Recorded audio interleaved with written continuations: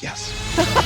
Dr. Mindy in the house. All right. I appreciate that. The carnivore diet. Because of what we eat. Honestly, you've really touched my heart. And I get a lot of men that ask me, why are you not talking about andropause? Why are you not talking about fasting when it comes to male hormones? And here's what I really want to emphasize. I am not trying to leave men out of the conversation. Your hormones are just a whole lot more simple. You have testosterone coming in every 15 minutes, and testosterone is the major sex hormone that drives you. Women, we only get testosterone if we're cycling for a 5-day period out of every month. So the benefits of testosterone, we've got to utilize those benefits when they come in. So, and you don't, men, you have estrogen, you definitely have estrogen. But here's what's really interesting. It doesn't affect your brain. You actually need testosterone to go up into your brain, and it will convert into estrogen once it's in your brain.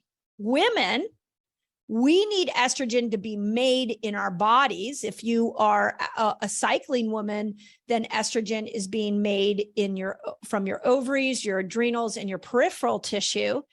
And then estrogen will go up into the brain and will affect neurotransmitters like dopamine and serotonin. We're going to talk about that in a moment. So you women, we have direct estrogen production is going to go up and affect mental health.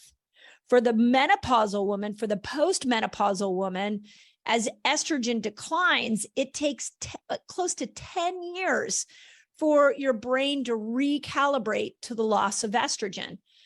This is a really, really important point, because to my women over 40, if you're feeling depressed and anxious, then we need to talk about how do we support this transition of naturally losing estrogen during these menopausal years.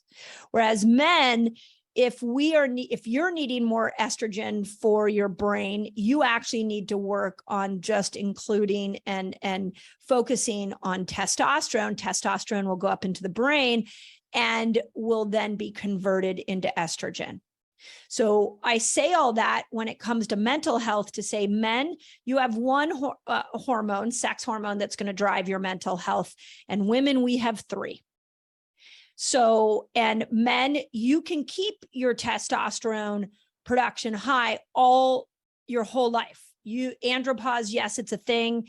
And yes, I'll bring an expert on and we'll talk about it at some point. But women, we know every single woman is going to lose key hormones after 40, and that is going to have an impact on her mental health. So when I look at these 3 key principles that I want to bring to you today, I want you to understand that the hormonal hierarchy works for both sexes, but it really has a powerful influence on women.